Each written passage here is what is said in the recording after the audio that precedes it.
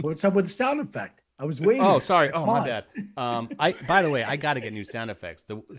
Maybe we should take that. Wait, this is so unprofessional. Let's just take it all over again. Okay, from the top. no, no, it's funny this way. Okay, I it's think it's better this funny. way.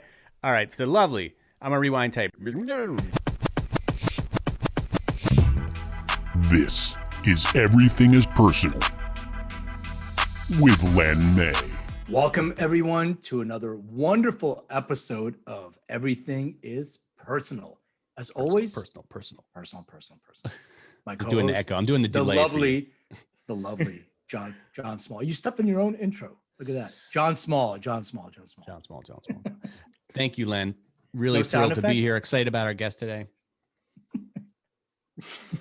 What's up with the sound effect? I was waiting. Oh, sorry. I Oh, my paused. bad. By the way, I got to get new sound effects. Maybe we should take that. Wait, this is so unprofessional. Let's just take it all over again. Okay, from the No, top, Tommy. No, it's funny this way. Okay, it's better this way. All right, so lovely. I'm gonna rewind tape for the lovely John Small. There you go. All right, thank you, Len.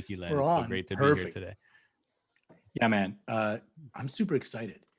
Okay, I'll tell you, not only because you're on, obviously, because I'm always excited to see you, but man, we have a really special guest with us. I'm not even sure that I can give the intro justice, so I'll let our guest introduce himself, but I'll do like a really brief introduction. So we have Mr. Josh Hammond on, who is not only a biohacker, who is a fitness and nutrition kind of expert, but also works with a lot of celebrities. I'm not name dropping for you. You can do that yourself unless you permit me to do so. But I was also honored to be on Josh's podcast, and we'll talk about that for a little bit. But Josh, welcome to the show. Welcome, Josh.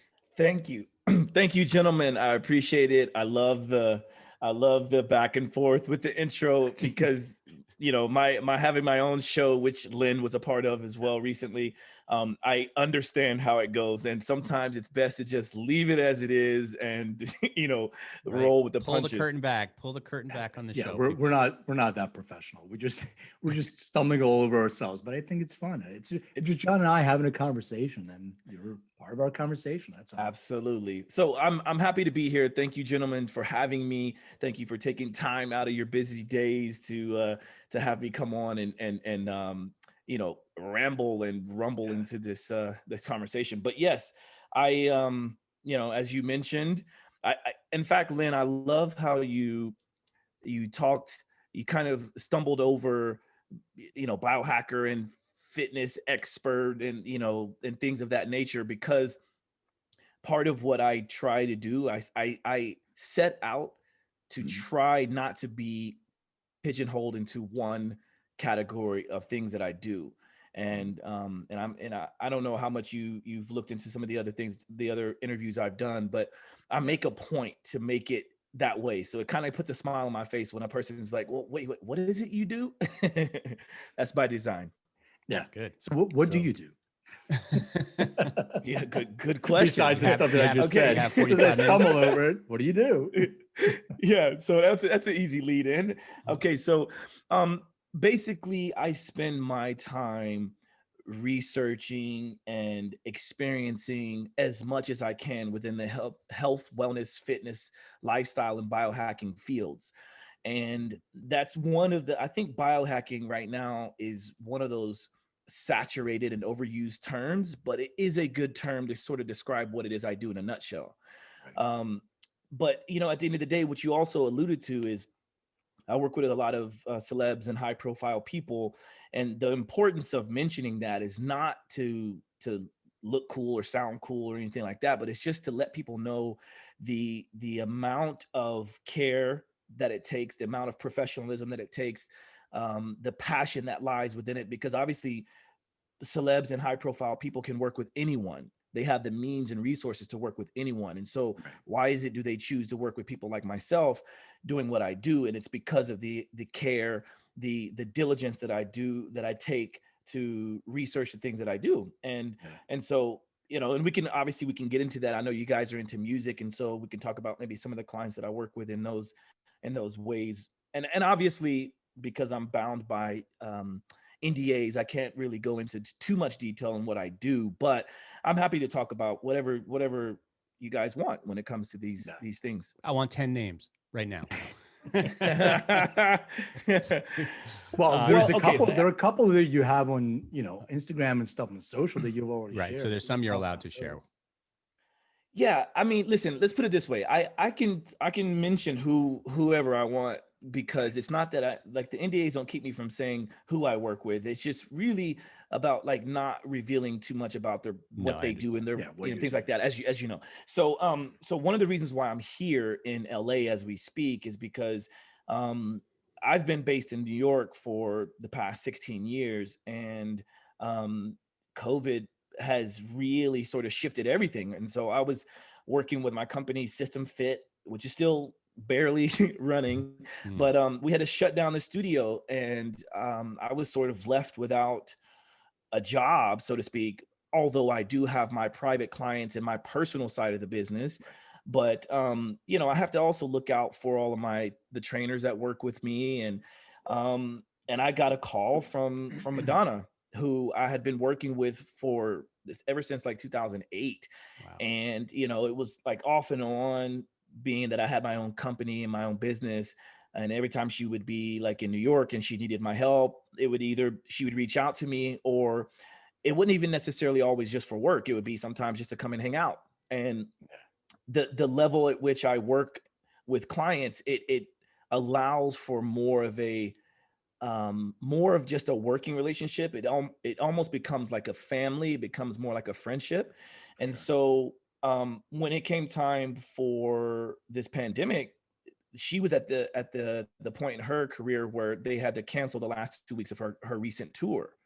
So when she was sort of forced to come back to New York to hunker down for the pandemic, it was like, hey, I need to reach out to some people that are close enough to me to want to quarantine with me, for however much time.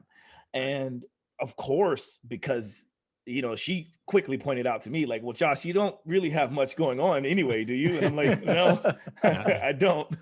So I said yes. And that turned out to be very eye-opening for me, because I was asked to do things that I don't normally do, and I feel like the entire group of us, we were all quarantined together, which means we were all very safe. And we did actually quarantine because we were all tested and things like that.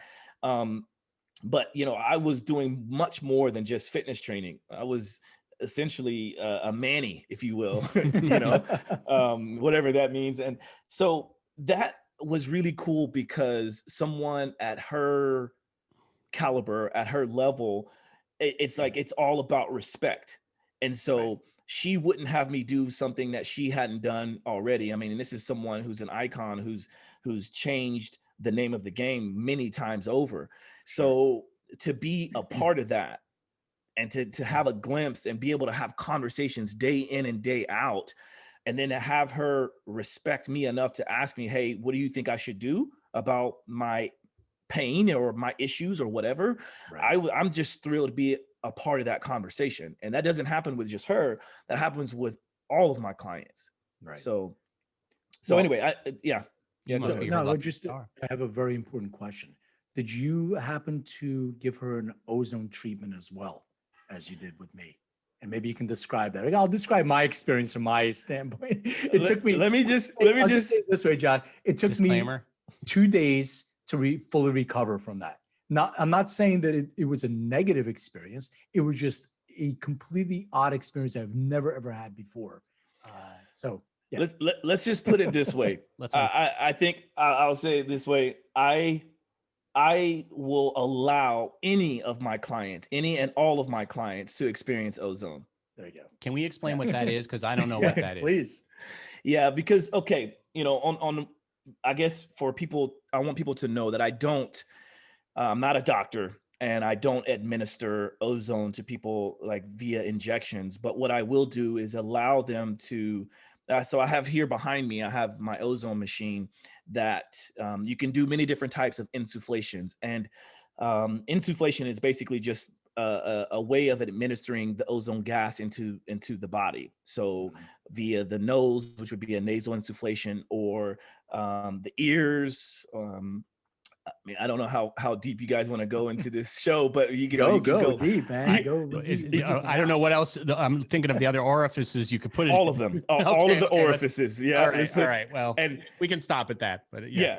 And I am one to say that again, I won't have any of my clients do anything I wouldn't do. And so I've administered in every orifice on my body. So, and some of them are interesting. Like an ozone colonic in a way. Well, yeah. And then after Josh did his, then he administered mine orally. No. Yes. Don't even go there. Can we? This is all right. Rewind this. Cut this out. It's not part of the show. Yeah. All right. So here's the thing. Rectal insufflation, what you just alluded to, John, is an amazing. It's probably the most. It's the closest effectiveness to IV insufflation or an IV ozone treatment, and it's about a 95% as effective as doing it via IV. But it's a much easier way of administering it at a high level. So I find that to be much more interesting because, again, I'm not going to have a phlebotomist come over every day or every week, nor would I want to subject any of my clients to doing that. But what I can do is say to a person, hey, if you've got any kind of ailment that you're wanting to work through, especially when it comes to like digestion or any kind of virus overload or any bacteria related issue, we can use ozone. And ozone has been shown to be very effective for a lot of different ailments. And basically, just to kind of go into the science a little bit, ozone is O3. And we know oxygen being O2, so 2 oxygen molecules, but ozone is O3, so it's 3 oxygen molecules. And it becomes very unstable, and it's that extra molecule starts to float around and looks for things that it can either attach to or destroy. And I treat it sort of like, I like to explain it similar to that of exercise, in that it creates a hormetic effect within the body. That hormetic effect is another analogy to use there, is sort of what doesn't kill you makes you stronger. And so with ozone, like you experienced, Len, you said you kind of felt, you could say it like you felt kind of shitty for, a couple of days or whatever that feeling was. I felt shitty for day one, really shitty. And day two, I felt better, but still not 100%. And if I can describe my feeling on that, it was sort of this, it's very difficult to describe. It's an uneasiness. So there's in my nasal cavity, it felt like there was something there that was, and Josh, you told me that stuff that's trying to come out. So I'm not gonna, you can talk about that a little bit more, not the big reveal, but it made me feel like everything was, it was like my nasal cavity was tickling and I wanted to sneeze. And it was just like my head felt a little fuzzy. So that's sort of the feeling in it. And then physically, I felt like that too, a little bit sluggish for a couple of days. So that's my feedback on it. Yeah. And one thing I think that is important to point out is what you experienced with me, Len, is I always make sure that a person understands fully what they're getting themselves into, right? Mm-hmm. Because I've been there myself, I've done it myself, but then I've also experienced it enough with other people to be able to say, hey, look, this is probably what you're going to feel. Yeah. So when it comes to you feeling that, don't be afraid, or, don't worry, because it's very normal. And I always feel like if I explain that first and foremost, I sort of mitigate any worry. Mm. Now, I know the worry is still there. I know the worry is still there. I did Google. I got deep down in WebMD and everything else to see, holy shit, there's something called ozone poisoning. Do I have that and all that? But no, I was cool, because it's a similar conversation that we have with people that consume cannabis. You may have an adverse event, but don't worry, because nobody's ever died from it. So exactly.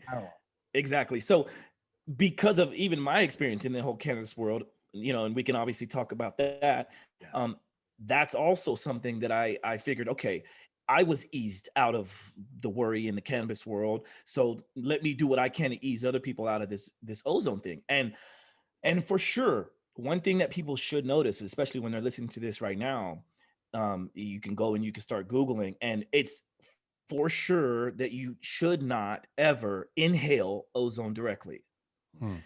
So inhaling of the ozone is what we did with you, Len, was via olive oil. So you need some kind of oil carrier to be able to create ozonides so that you're breathing in ozonides instead of direct ozone, because ozone is way too harsh for the lung tissue. So this is what people are going to see when they Google, like, okay, well, should I inhale ozone? No, you should not, because it would be bad. But also depending on how much gunk you have in your nasal cavity or in your chest or whatever you're trying to get rid of, like I said to you, Len, is be prepared for it to come up. So wherever this mucus has been hiding, this bacteria likes mucus. It likes to hide into the mucus. It likes to hide into the crevices throughout the nasal cavity and the chest. Ozone is going to go in and find it. Like, what's up? I see you, right? And it brings it up. And so then I always encourage people to blow your nose, to cough up whatever is coming up, and you're probably going to get phlegm for a couple of days. And Mariah was here with us that day too, and she was like you, but maybe worse. And she's done I know. it. We've been texting back and forth. Like, are you poisoned too, just like me? He's like, yeah. I think we're talking about Madonna. Are we talking about Mariah Carey here or no? No. Okay. Oh no. My content creator. Her name is okay. Just you know, I mean, we're dealing with a big time trainer here. So make sure I'm not talking about Mariah Carey. But what I will say is back to that point I made earlier. Like, anybody that is around me, especially, okay, when this terrible pandemic hit, people who know me immediately called me and was like, bro, what should I have? What should I get? Right? I won't make any claims and whatever. But one of the couple of things that I would say to have in your kit, to always have with you, no matter what, is a nebulizer, food grade hydrogen peroxide, normal saline, which is also known as medical grade saline, and ozone. Any kind of like ozone setup you can get your hands on. I have, the professional medical grade ozone machines, but you don't have to go that far, or at least have access to someone that has it. And I myself, I've done 10 pass. I've done many different types of ozone insufflations where you do get injections, and it's difficult your body doesn't always accept the ozone IV. That I have to say, and I've experienced it myself, where my vein has like blown up to the size of a small balloon. Well, not a balloon, but like a little like drug balloon. I don't know. I have like no idea what you're talking about. Like a mule might put, John knows. I don't know. Speaking about orifices, like a mule might stick in their orifice. Okay. Right. Exactly. And so that being said, when I had a group of people who were worried about this virus floating around, I was probably one of the first calls a lot of people made. And that's because I'm able to at least help show them what I do. And then if they choose to do that, then I can show them how to do that on themselves as well. And so that's the idea. There's a lot more we could talk about when it comes to all this stuff, but these are the things that I like to talk about, because what got my claim to fame, if you will, is me being a fitness trainer. But we haven't talked about anything movement or fitness yet, right? And so it's what got me into the door. But then when people started to really understand that, like, wait a minute, because of social media, because of word of mouth, because of the things I've done for other clients, people are like calling me, and they're texting me, they're DMing me, and they're like, and now that I have a podcast, I can start to talk more about these things. And so now it's opening up the question, which is the idea of me being a holistic trainer. That's what I ultimately am, a holistic coach, whatever you want to call that. Perfect. So there's a couple other questions that I had. There was also a helmet with lights on it. So I wanted to just, since you're going over your tricks and interesting gadgets that you have, maybe you can talk to us about that thing. Oh, wow. He's showing it. That's cool. Like a speed racer. Yeah. This is the laser helmet, the Weber laser medical helmet, or Weber medical laser helmet. And there's a lot of research in the field of photobiomodulation, which is a scientific or fancy word for basically light therapy. And I assume we all know there's many different spectrums of light, and we as humans can only see a small bit of the light spectrum. There's so many types of light. Like for instance, we can't see X-ray light, and but there's and also like microwave lights and things like that, but we can feel them. And what we can do with this helmet is we can direct the light lasers. We can direct that to parts of the brain, and then we can set the different frequencies based on the different ailments that you might want. And so, for instance, we can make hair grow. Didn't work with Len. Did you see? But, It might not work with me either. We can try. It's getting there. yeah, I mean, you know, there's. It's too late for me, Josh. Don't worry about it. I'm not the best example for that. You got to try it on John. He still has some hair. Believe me, I have got some hair. hope. I have one hair. I have one hair left. All right, maybe it'll grow two. Yeah. Well, yeah, with the hair growth protocols, there are different apparatuses out there that talk about hair growth and things like that, and it's all about like stimulation, the collagen and fibers and elastin fibers within the hair, and there is some research to show that, but we use this more for higher level issues. So I have some clients that are battling Parkinson's. I have clients that deal with migraines. I have clients that deal with a whole host of things. I personally like to use it for the gamma frequency. So we can get into gamma by really focusing on meditating, and sometimes it takes people years to learn how to meditate to get to that level. I like to cheat it a little bit, and I like to thrust my brain into gamma by putting on those certain frequencies on the helmet, and then I do my meditation, right? Or if I want to be in in theta, I can set the frequencies for that. Or if I want to be high performing in beta, then I can do that as well. So it's all about using technology, but matching it up with ancient wisdom, ancestral wisdom as well, right? Because notice I mentioned the gadget, but I also mentioned the meditation, and we can go back and forth in between, or we can just stick to whatever it is. I almost don't care as long as you get there. Right. That makes sense. So one of the things, and I know John was thinking like David Banner, Incredible Hulk, when you were talking about gamma. I could see in his eyes that he was all, are you going to turn green and too much gamma? But one of the things that you mentioned was your essential kit for, during COVID and all the things that you should have. One thing you omitted from there was cannabis. Is that part of the essential kit? Well, that should be a given.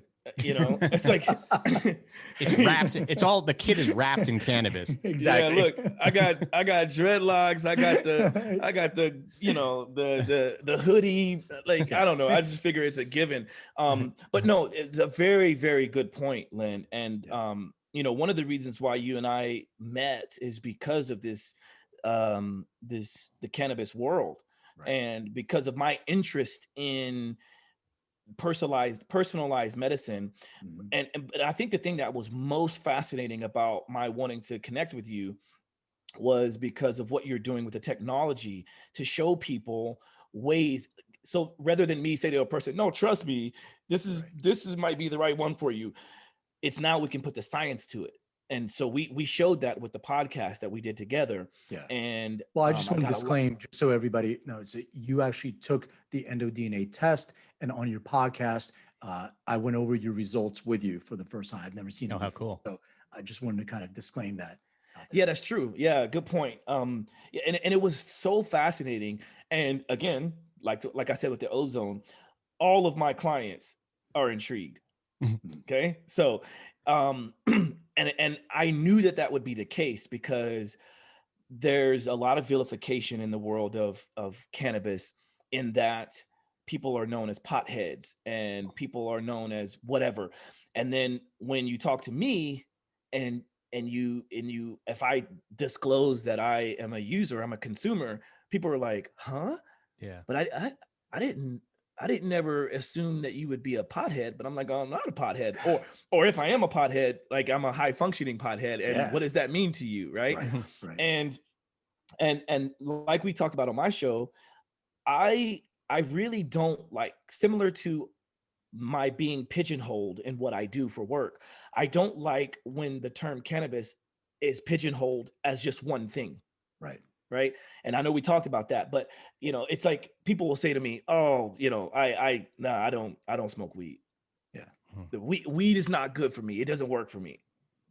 Well, Right. what does that mean? You know what I mean? Right. It's like saying food doesn't work for you. Right. Because you had a bad situation with food poisoning or whatever, or ozone poisoning. Ozone's not for me. Well, what type of insufflation did you do? Yeah, Like, exactly. and who'd you do it with? Did you do it with that crazy dude, Josh? So yeah, like cannabis is definitely a big part of my life. Yeah. And that's one of the things I called out on my show for the first time. And and I have lots of people listening that know me, and they're all like, dude, I had no idea. And I'm like, well, I think that's good. Is that what you're saying? Because it's like, right. I use it for various purposes. And now that I know even more about how my DNA reacts to it because of the kit, the Endo DNA kit, I now have dived even deeper. My sleep has improved even better because I have the right type of terpene profiles. And now when I go into a store, when I see like CBD or THC or whatever, I'm kind of like, what terpenes are in there? Exactly. Like what ratio? Yeah, exactly. Yeah, Yeah, you're what asking the ratio, right right. questions. Exactly. And that's I think is the biggest takeaway from there. It's empowering you with information and knowledge, because all these things are part of overall health and wellness. And that's sort of what you're doing. And to me, that was always biohacking. Biohacking, to me, my definition is trying to find what things exist on there with the overall knowledge of my body that I can tweak personally that are specific to me. And I will try anything, within limits to see what I can do to improve myself in some way. And like guys like you were talking about, Danny Hester, Mr. Olympia, who was on, people wouldn't think. I mean, the guy is a competitive bodybuilder. Mr. Olympia is an enormous guy. He's also a nurse and really takes care of himself to the umpteenth degree. And being a cannabis user himself, people are like, really? I thought you just lay on the couch and eat chips. Well, look at Danny, look at you. And we want to get that stigma out of people's minds that, your brain on drug, Reagan era and Nixon and all that other stuff. So I'm really grateful for you. I'm curious how Josh uses cannabis though, like, cause you are so high functioning and obviously really bright and with it and focused, and the stigma of cannabis, like, that you would be kind of like spacey or whatever, which we know isn't true. But you mentioned you use it to help you sleep. Do you use it like on a daily basis? Like, do you use it before you work out or? Yeah. So it really depends on the day, but I would say most, if not all of my podcasts, my own podcast, I consume at some point. And when I say consume, that obviously alludes to the fact that I do more than just smoke, because smoking for me is the more difficult one, even though I do know that there are certain, the CB1 receptors that allow for greater usage of the actual smoke. But I also like to mitigate any carcinogens. So if I can do that in a clean way, then I do focus on doing that. But usually I will do I like rosins.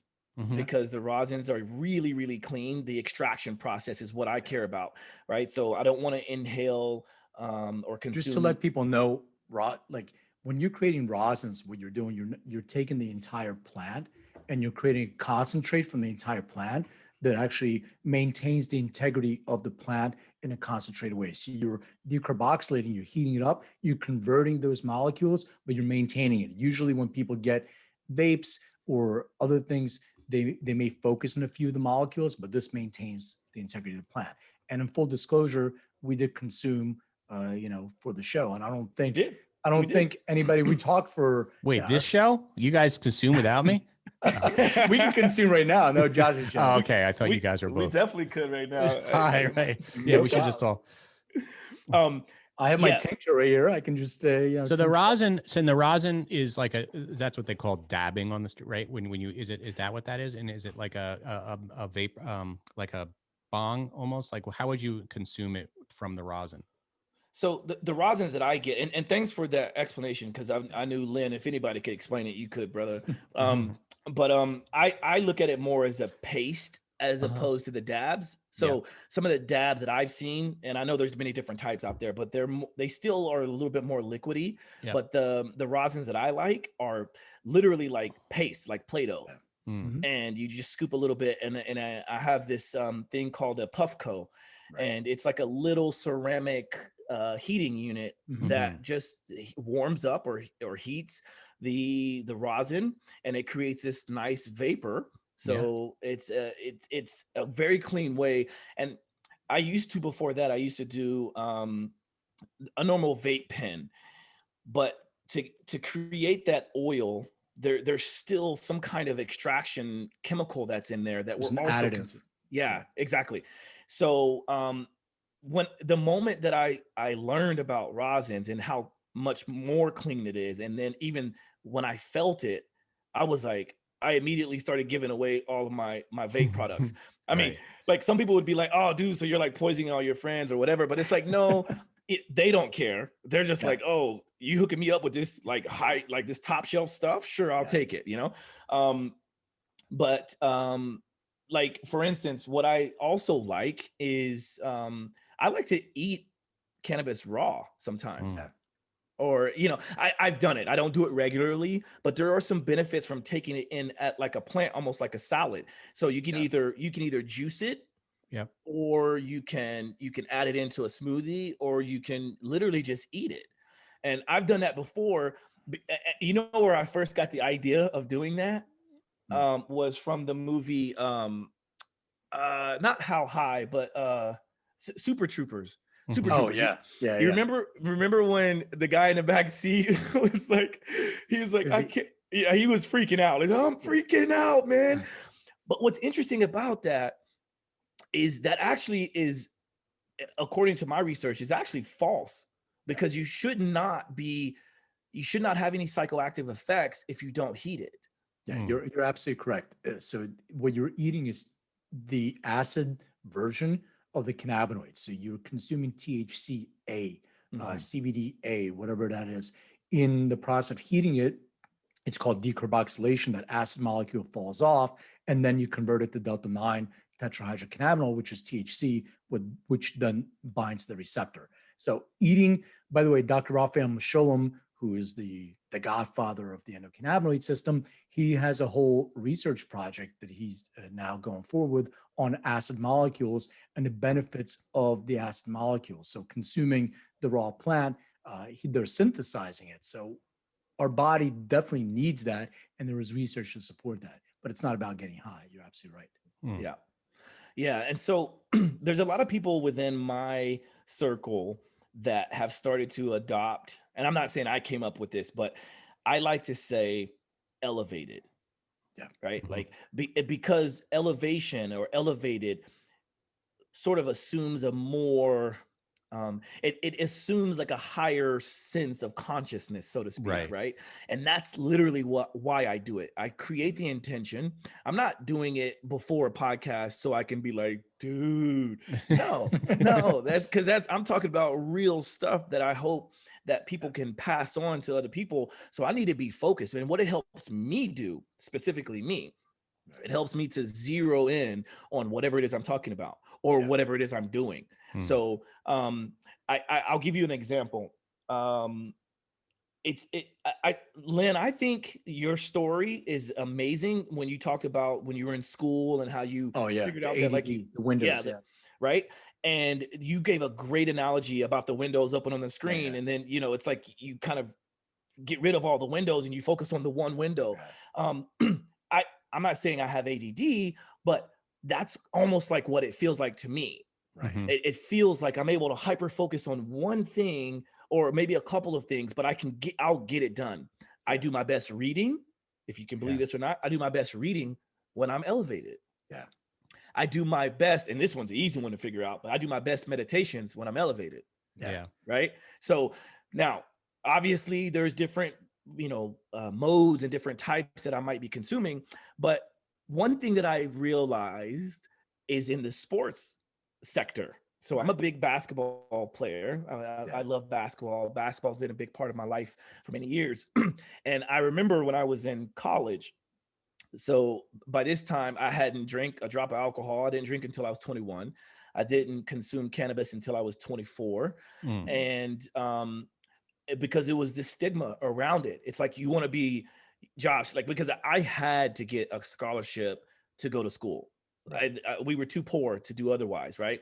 So, Josh, if you want the best possibility or the best opportunity to get school for free, then you need to do everything you got to do. So don't drink, don't smoke, don't do any of that. Don't go to parties. I had a curfew. Even when I was a senior in high school, I had a curfew on the weekends at midnight. Wow.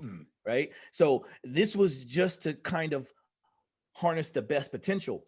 But is that really harnessing the best potential? Right. Because what I understood when I got to college, a couple of the best players on my basketball team were getting high before every game, before every practice. And I'm like, something was going on in my head, this shift of like, either this guy would be way more amazing if he didn't smoke, right. or I would be way more amazing if I did smoke. And awesome. I can say this. There was a couple times when my assistant coach, I won't say what school, my assistant coach, former NBA basketball player who was well known for smoking weed, there was a couple times he would say to me, Josh, you need to smoke a blunt or something. He was like, you out there running around like a chicken with your head cut off.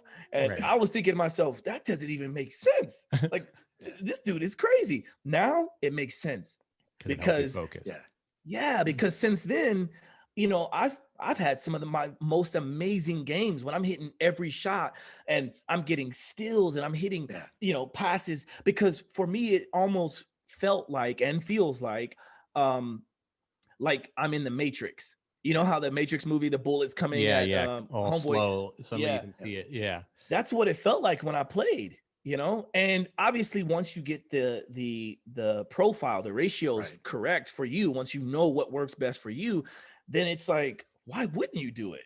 Yeah. So anyway, that's a little bit of my story. No, I love so that. Your story. assistant coach was Allen Iverson. I'm just kidding. known for his cannabis. Yeah, exactly. I'm just saying, I'm a Philly guy. I know. Yeah. Right, so this is a good segue. So what we do with our guests, we go through and ask them a few questions. So we'll go through the questions with you, and then once we get those questions answered, you're free to go and proceed with your day of get some ozone. Get some ozone and have a much more important conversations, much more important people than John. All good, man. Well, this is a good segue because you kind of alluded to it. Please describe your first experience with cannabis, if you remember. Oh, okay. This one is an interesting one. My first experience with cannabis actually is a 3-part experience, if that makes sense, right? Because I'll never forget. I was known as like the square, right? Yeah. The guy who doesn't do anything. And so throughout high school, I was always the designated driver. I was always the responsible one, quote unquote, responsible one. And so when I was in college and after I graduated college, a couple of my friends that I was still friends with from high school would meet up with me. We'd go out to hang out at clubs and things like that. And they would always, like, I'd be driving and they'd be rolling up in the passenger seat or whatever. And then, they would go about their business and they just stopped offering because they knew the answer. Right. So, and I'm talking like years of this. Right. And then there was one day I was 24 years old and my buddy was rolling up and I was like, hey, let me hit that. He was like, man, get out of here. Get out of here. I'm like, no, for real. Let me hit that. Man, you ain't whatever. So we pulled over and I hit it. And I didn't feel anything. Nothing. Right. Now, mind you, I didn't know what I was supposed to feel. Right. And in that moment, because I have a very observant brain. I'm a very curious person. And I thought, man, if what I'm feeling right now is what everybody else is feeling, then everybody's bullshitting me. Right. Because like I don't feel anything. Mm-hmm. So I just kind of scratch it off like, yeah, it is what it is. So the second time, same thing happened. Literally same thing happened. And my homeboy was like, huh, okay. All right. You know what? Listen, next time I'm gonna get you high, boy. I'm gonna get you high today, Craig, That's right. And so he got what was known as Kime bud, I guess, which is grown a little bit differently, is more potent. And let's just say that it scared the shit out of me, man. Like I was, and I hate to admit this, but like we were on the way to a club. I was driving, and we had drank a little bit, just enough to get a buzz, right? And again, it's stupid of us, but like whatever. We were teenagers, I was 24, but you know what I mean. 20 is still stupid. Yeah, still stupid, right? Yeah. And so we're driving, going to the club. We're on a highway. It's like a 3 lanes on one side, 3 lanes on the other side, with a huge median in the middle. And there's a point to all this. So I was like, look, I don't want to waste this experience. So I'm going to do what I would normally do, pregame, and then we drive to the club, and then it is what it is. But he's over there with this shit-eating grin on his face. And he's just like, yeah, we're about to get you. So I'm like, okay, let's do it again. Now, this time he had to teach me how to inhale properly and all that other stuff, right? Because like maybe I was just blowing it off. Okay, sure. So I hit it right, but I hit it hard. And then I hit it again hard. Yeah. And then moments later, I'm not even talking like an hour later or anything like that. I'm talking like moments later. I was like, oh, wait a minute. And my homeboy was like, bro, you need to drive faster. The speed limit was 70 miles an hour.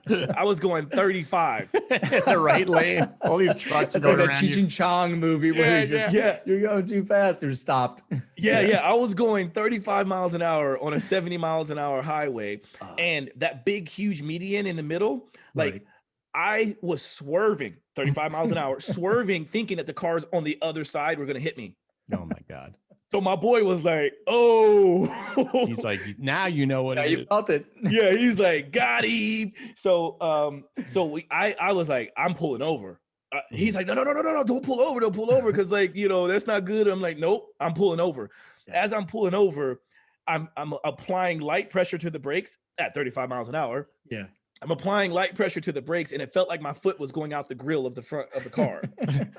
So I was like, man. And then we finally make it to the club, and I'm like, I don't want to be around anybody. He's like, man, you'll be all right. We go into this club. Music is boom, boom, boom. And I don't know if it's like this for you and other people, but for me, music really enhances my experience. Right now, I love listening to music when I'm elevated. Then I did not. And so it was just like bong, bong, bong, bong. And then I would see all these faces, and it looked like morphed devil faces. And I'm just like, oh my God. But I surpassed that. And somehow you decide to try it again after all that. 3 years later, I did. 3 years later. It took a little bit of time recovery. See if you would have known what was right That's for the you. problem. You would have asked them a question. What am I putting in my body before I try it? Bingo. When you're 24, people are like, whatever, just give me something. Just give me something. Like, exactly. Well, you kind of just alluded to the next question, because the question is about music and what you go to, whether when you're elevated or just your go-to kind of music. Is there an album? Is there a genre? Is there a song? What do you like to listen to? That is a great question, but I have to say, as generalized as it is, pretty much any music becomes heightened. Like I will appreciate any type of music, and I almost, again, like we talked about before with the hyper focus, I will really understand the hi-hat. Yeah. Mhm. I will really feel the bass, boom, boom, boom. I will really understand, yo, he was in the studio and he, damn, like how did he layer? And so it's like I'm really in it. Yeah. And sometimes like what I'll do is I'll just turn music on and it's like meditation. I just will feel it. And I like to For take sure. my little music box and put it on the bed and let the vibrations go through me, man. It's like Yeah. it's so cool. But pretty much any genre, if I had to choose, I would definitely say hip hop or R&B. But I do dig like lately I've been really into African hip hop and the underground garage out of the UK. Oh, yeah. As they call garage. Garage. Garage So music. there was a show on Netflix called People Just Do Nothing. And it's all about these guys. They're garage guys. They have a radio station. Highly recommend it because the music is really good. I'm totally into that. And I agree with you. The enhancement of music, I can get into anything. And I have the same experience as you. Really, really honing in and listening to every part of that. Just with country music, I still am not able to get into that. I tried many times, man, but I can't do it. So John said he's going to get me into country. Yeah, I did. Good point. Good point. I mean, listen, We got to find somebody on the show that can get us into country. I know somebody's got to get us into country. I'm from Oklahoma. Oh, I know, yeah. right? It's the Oklahoma and Texas is like the heartland of country music. Right. In fact, like Garth Brooks, one of the icons of country music is from Oklahoma. Right. And so I grew up listening to country. Don't get it twisted. I mean, in fact, my first few steps into New York City, when I first moved into New York City, I had cowboy boots on. So, Yeah. Oh boy. so They're like, you're not from here, are you? right, exactly. You ain't from these parts. Yeah, exactly. I mean, I'm not saying that I will search out for country music, but if it's playing, I'm a vibe it. You know what I mean? Yeah, Like you gotta. And again, I might have to consume more to do so. Yeah. That makes sense. We'll give it another shot, John. You know what we should do, John? We should medicate prior to the show and then put on some country and see if it makes a difference. We should do that on every show. I think we should elevate. I love this term elevate, by the way. I'm gonna adopt it. That's a great term. Thank you for sure. Thank you. All right. So what has cannabis meant in your life? Ooh, I could sum it up in one word, which has so much meaning behind it, but cannabis has meant awareness. And I'll expand a little bit on that. And the reason is because what we talked about previously, the vilification of cannabis kept me from truly experiencing so much more in life. And I don't fault anybody but myself necessarily. And I would maybe fault ignorance. And, and I think there's also a lot of design and purposefully trying to vilify it. But it has opened up so much more. It's like cannabis has been the key to unlocking lots within my life, lots. And then not only my internal awareness, but the awareness of those around me. And so I again, going back to just the one word, it means awareness. Yeah, that's a great word. Said. All right, bonus question. Describe what your room looked like growing up, if you remember. Yeah, so parts of it, in fact, this is interesting because you can use things like this to increase memory. And they call them memory palace. There you go. It's a biohack. You can use that one. Yeah. Look, we can always go deep, and we can always, there's so much we could always talk about, which I love that kind of stuff. But anyway, I had to do this before in trying to create a memory palace. And so I do have a visual of my room. Basically it's two different beds. Now, one of the first images that comes to mind is the first room that I grew up in, because there was a home in which my dad and my uncle, his brother, they built by hand. And then after my mom and dad got divorced, my brother and I moved away. And then when we came back, we were in a different house. And so both houses are very different rooms, and I have very different memories about each of those. The first one was a bed, two separate beds on either side of the room. And one of the distinct things that I recall is that there was a window by one of the beds, and then there was a light, not a chandelier, but like, a light hanging in the middle of the room. Right. And the reason why I remember that is because there was one time in which my brother was tossing up a ball in the room, as we were told not to. It broke and it cut him. The glass from the light cut him. So that's why I remember that. The window I remember because we used to always look out the window, and things like that. Now that was so early on that I can't really place much more. Right. But the other room, when I was a little bit older, I can recall because there was bunk beds. I remember it was cluttered. It was always cluttered. But there was a TV just outside of the bunk beds because we used to play Nintendo on it, like Mortal Kombat, Street Fighter, Tecmo Bowl, all that stuff. So that's why I'm able to recall those things. And did you have any posters or anything on the walls? Or yeah, we had a lot of martial arts posters. There you go. Because I grew up in martial arts. I don't know if you knew that or we talked about that, but that's my cool. martial arts background always had some kind of like also we would have our trophies. So my brother and I accrued a lot of trophies throughout our childhood from kicking and these ass. weren't just like participation trophies like kids get now. No. They're real. These are the real things.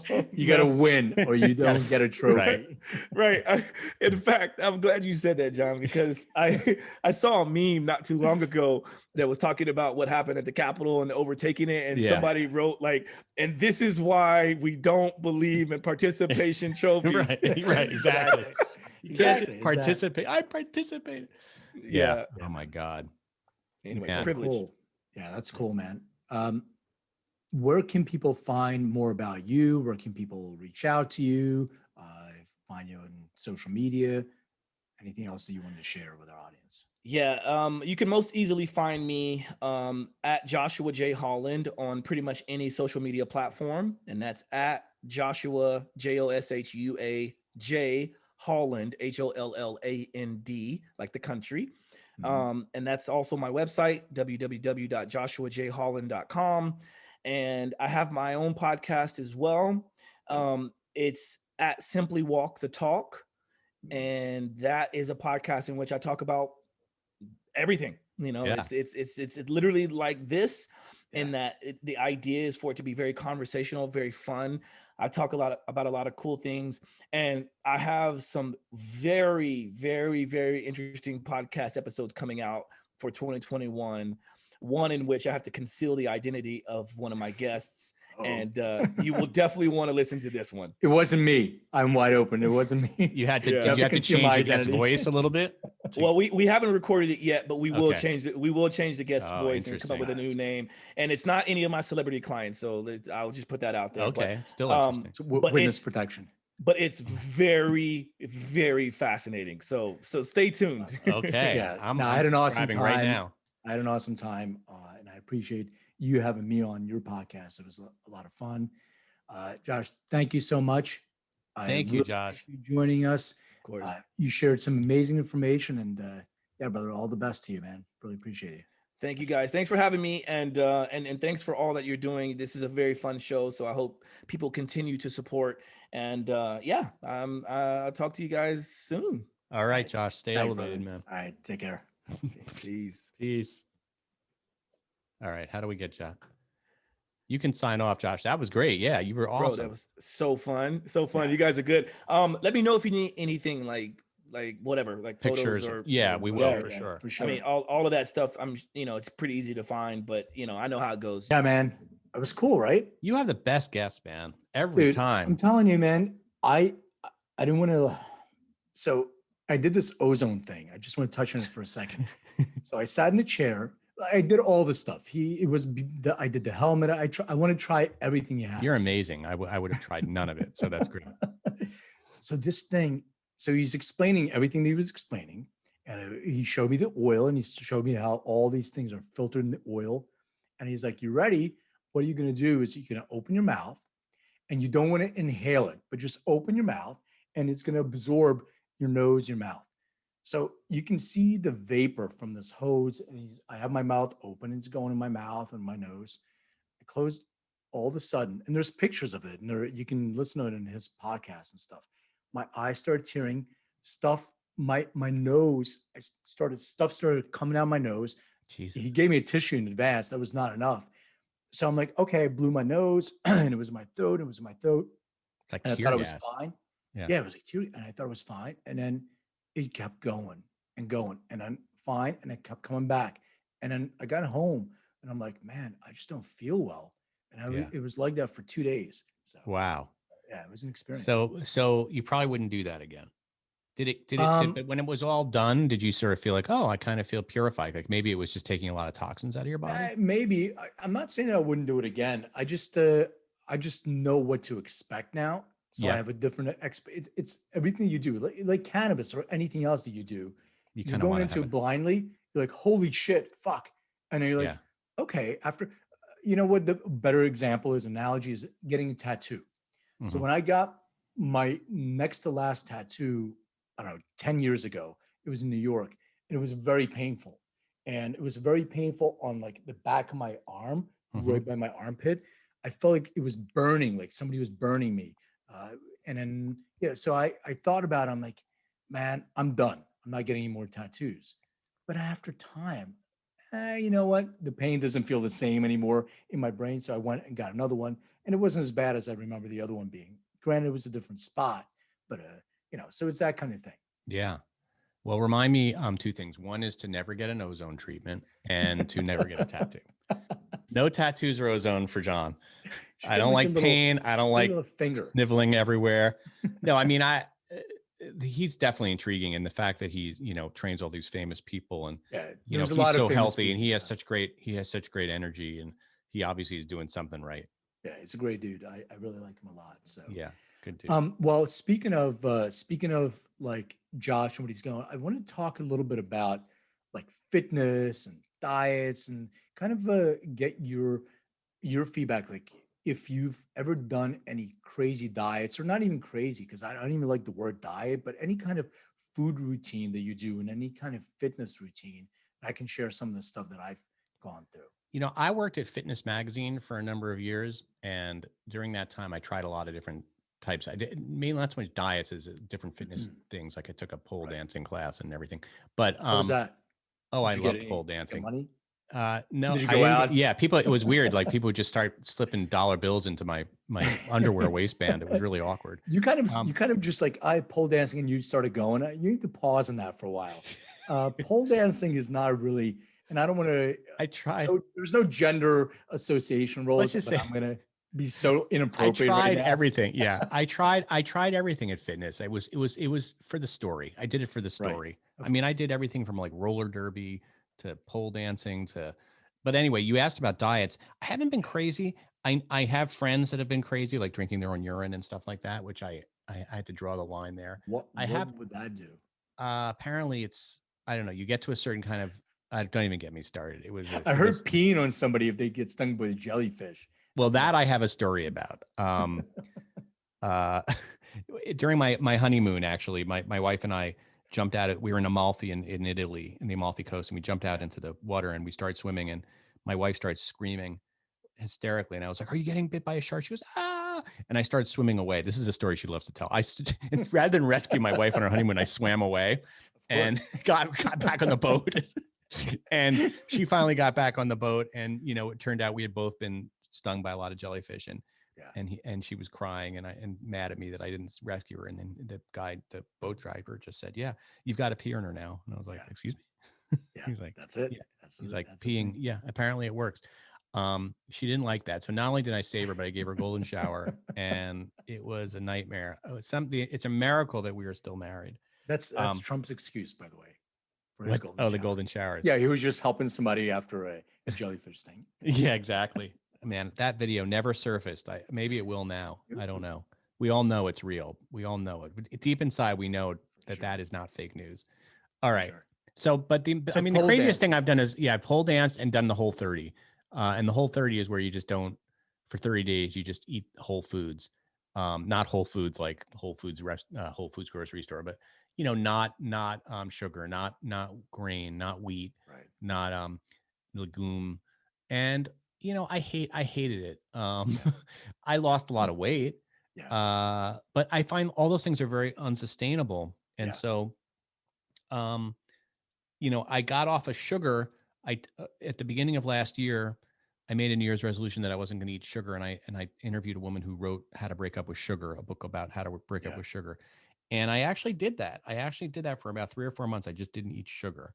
Yeah. And it was actually quite a good thing. I lost a ton of weight. I felt good, but I can't say that I'm back on the, I'm back on the wagon. Is that the word? It's Yeah. you Sugar fell off the wagon, you're back I fell on. off the wagon. I'm back on. So It's the best thing I'm you can back do. to sugar. Yeah. But what it did was it made me be very aware of sugar and what it's in, and not be, not, I'm pretty healthy guy, but I was eating way too much sugar, and it was really screwing with everything, my immunity, my just feeling lousy. And, so I'm now much more mindful about sugar, but I'm not crazy. My wife is on a pretty intense diet now called Ideal Protein. She's lost 25 pounds, but it doesn't look fun. And I'm like, you're never going to stay on this. I mean, that's the thing. You can't sustain. It's like if the word, diet has the word die in it. It makes you want to die if you do it. It's a terrible word. Yeah. I don't eat sugar. So I think that's the number one thing that I think that's very important. Probably sustainable, but I tried all kinds of interesting things, not because I'm like super overweight or anything like that, but I tried different things. So the one thing that I remember doing, 10, 12 years ago, I read this book called Fit for Life, and it talked about food combining. Yep. So you don't eat carbs and proteins together. And at the same time, meat and potatoes diet is like the stupidest diet exactly. ever. It's the stupidest thing and made no sense. Yeah. But at that time, I also stopped eating meat altogether. So I was like, oh shit, all right, I'm going to do this. And honestly, I think I just started like separating from my ex-wife, and I was going to go through a divorce. So probably the timing of everything wasn't the best. But what I did was I stopped food combining. So every single morning I would just juice. I would have like, vegetable and fruit juice mixed together. Then at lunch, it would just be a big salad of greens. And at dinner, it would be a protein with a salad, or a complex carb with a salad. So like piece of fish with a salad, or like, some sort of wild rice or something like that with a salad. And that was it. And you weren't hungry. I was starving the entire time, starving. And I would work out twice a day. I would do yoga, like pretty intensely. And then I would go in and work out at the gym. So I'm like, holy shit, I dropped weight so quickly. I was a size 29 waist. I had just about a 6-pack. There was like two that were sort of almost showing a 4 up. 4-pack, yeah. Yeah. Well, it was like a 4.5-pack. It's called. Okay. But I was feeling amazing. But I was always hungry. I was feeling amazing. Probably agitated too. So I was living in this condo in Toluca Lake, and my parents come to visit. So they get off the elevator. My mom gets off the elevator, and she's like, "Oh my God, what's wrong? Are you sick? Are you sick? Your face is like this." And I'm smushing my face. And your eyes, what is going on? I'm like, "Mom, I'm like, you fucking 6-pack. Look at me. I'm good." She goes, "No, you look sickly." Yeah, it didn't. I didn't look healthy, I guess. I don't know. So you need somebody else to tell you that. You don't see it necessarily. No, and it was something that's unsustainable, but I did continue not to eat meat. And the other thing that I tried was a lectin thing. I don't know if you're familiar with. There's this doctor, David Gundry, and he talks about lectins. And I'm not going to go into a whole, people can Google it, but a lot of it is in different, like in tomatoes, in different legumes and stuff. So I went for a lectin-free diet for a little while. And that was probably the most difficult thing that I ever did, because I don't eat meat and I don't eat processed foods. And I love legumes and I love nightshades and all that stuff. Yeah. And I couldn't eat any of that. I mean, when you get to the point where you can't eat anything except for like, that's what it was. I was starving, and I get these meal things that I cook, and I couldn't eat any of it. And I was literally just not being able to eat anything. So I couldn't maintain that. But from there, what I would suggest to people is pull bits and pieces out that you can integrate into your life, and you don't have to go that stringent. So for me, sugar is one, processed foods is another, and simple carbs. Like I don't eat pasta. I haven't had pasta online. I had pasta maybe twice in the last couple of years, but I don't really eat that kind of stuff. So for me, I can still have, a normal meal plan. I can still eat normally, still enjoy, and I don't have to have that kind of stuff. I don't have a craving for it. Like I don't have a craving for steak. I do have a craving for buffalo wings every once in a while. Well, I'm making buffalo wings tonight. So Dude, there you go. that is my favorite thing. I love I love spicy. grilling barbecue wings, Me spicy too. barbecue. Yeah. Oh, that's my delicious. favorite thing. I used And of to course grill it's filled with sugar and it's terrible. all that stuff. But I think it's also some type, Tim Ferriss has like cheat days. I mean, you can do the cheat days, and sometimes you realize on the cheat days you don't even feel that good after, and you don't even like want to eat that much. One thing I've been doing that I find pretty effective, and it's like I've trained my body to do this, is this fasting, intermittent fasting, where I basically don't eat after 7 o'clock at night until about noon the next day, and I'm not hungry. I'm not craving breakfast. And I think it's been helping me keep a certain weight that I still need to lose about 10 pounds, but I had lost about 20 pounds before COVID hit. And then, because I was doing a competition with my friends, and I won, and I didn't want to gain it back, cause I was like, this is pretty cool. I like being this weight. And that's helped a lot. COVID has been tough. The COVID-15 is real. Let me tell you, folks, but, or 19. The COVID-19. Yeah. The COVID-19. You said 15. No, I meant the COVID 15 pounds. Yeah. You could also, I was like, is there a new virus that I don't know about? No, the COVID 15 is the COVID. Yeah, 15 pounds. It's like the freshman 15. Yeah, no, the COVID 15 is my own little patented thing that I just made up. Jonathan Small TM COVID 15. That's, by the way, that's great marketing. COVID 15. Everybody's going to buy that book. Exactly. Everybody's going to be on that diet. All right. So we're about a minute and 5 in. Do you want to listen to some music? Yeah, let's do some music. First of all, what shirt are you wearing today?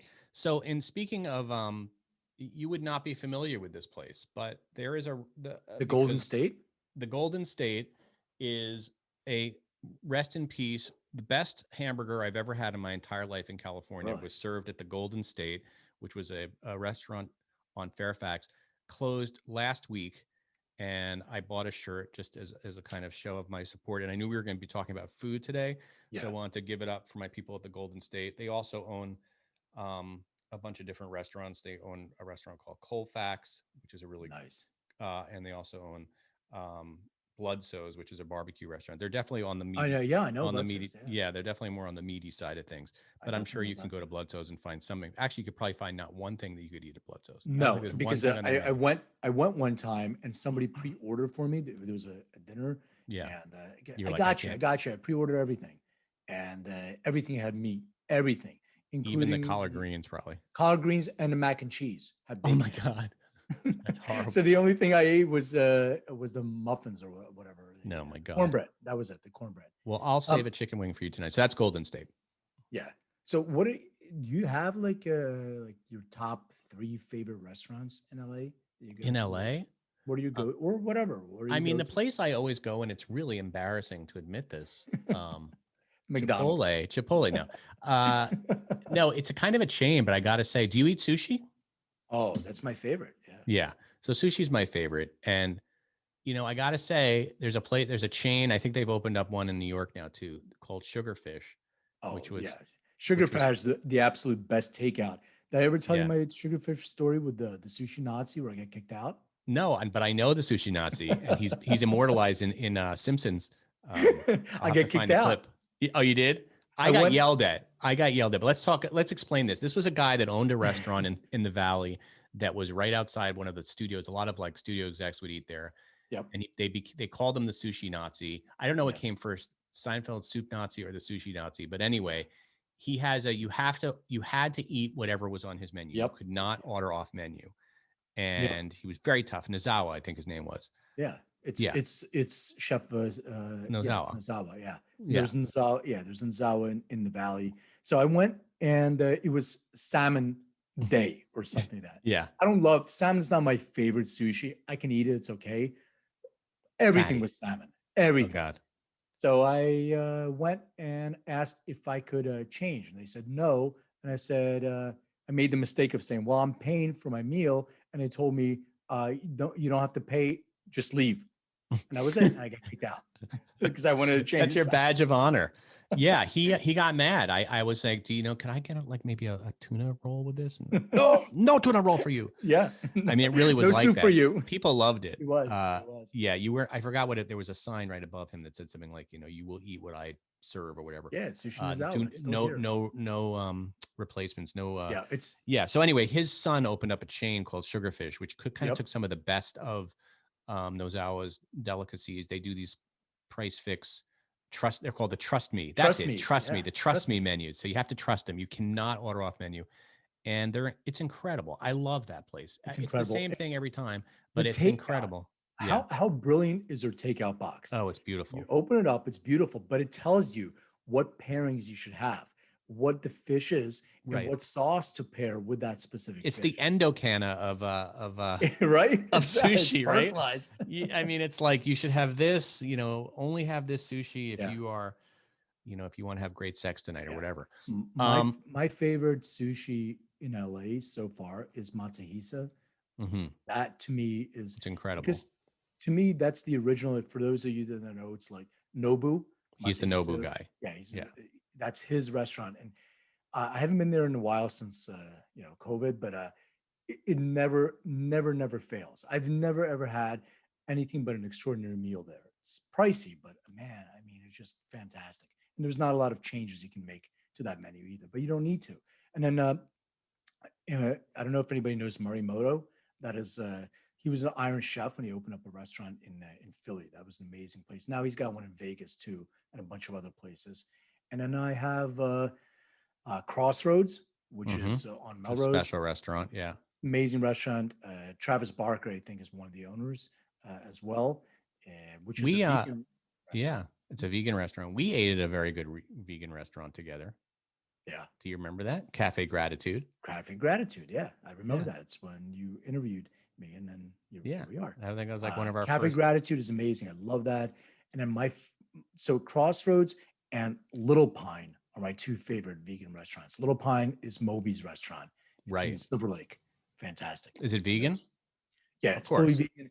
The menu always changes. Well, he's a huge animal guy. The menu always changes, but it's the sauces, man. It's the sauces that they use. It's always in the sauce, right? Amazing. Yeah. If you can't really eat that kind of food without sauce. I found that's why I like that's why if you're ever going to cook vegan, you got to have the sauces. Yeah. And then I've been doing VB6 too. VB6 is vegan before 6 p.m. Have you heard about VB6? No. This guy, Mark Bittman, is a big, kind of a big food writer. Another guy I've talked to on my podcast, and he has this thing called VB6, which is like he believes that you have to stay vegan before 6. I'm not great with that, but I'm trying. Yeah. Anyway, let's get into music. By the way, have you heard? Let's cue the music. Have you heard? Ding, ding, ding.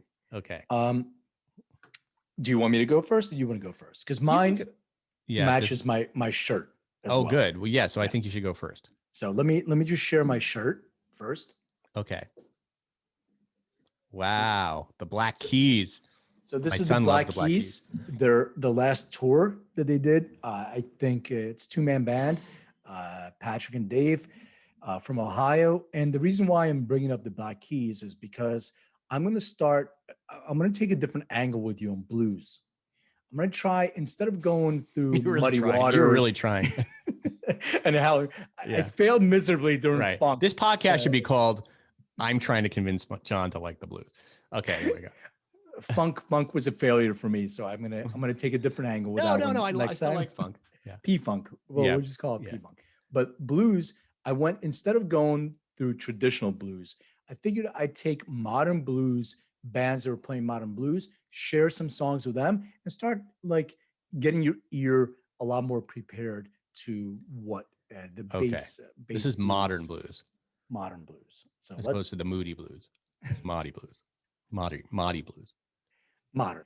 No, I really like that song. It seems vaguely familiar to me, but I think I'm into the Black Keys. Yeah, I love the drum beat on that one.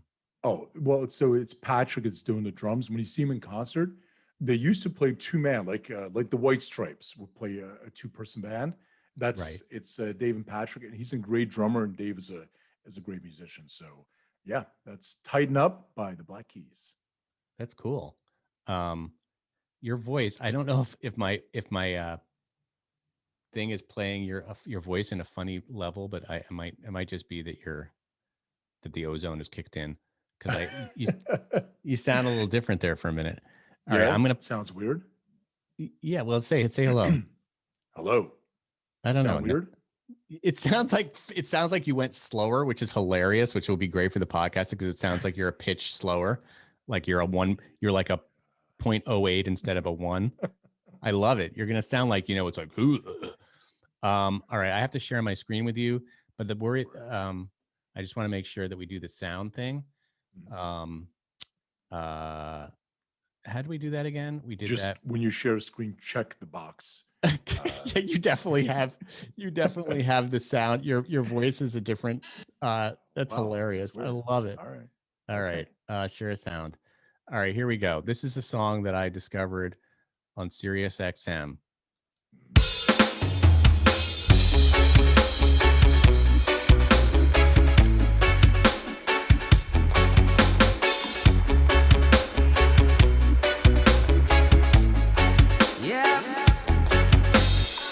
Just got enough from Oregon and it's fire, wanna inhale, exhale. Yeah, California, Washington keeps it blazing. Inhale, exhale. Just got some chronic at my spot and I'm ready, wanna inhale, exhale. Yeah, Colorado, well, starts keeps me medicated. Inhale, exhale. I'll be the first one to say. Yeah, light it up, I'll be the first one to fade and spark it up or elevated. Now I can't complain.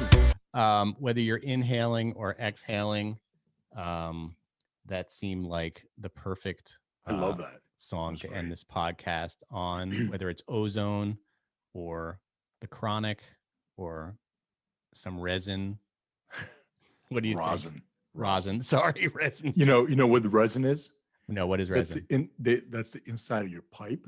So when you smoke, all the stuff that's inside is resin. And there was one moment we can talk about in future podcasts where I had to scrape the resin out of my bowl because I was out of weed when I was a kid.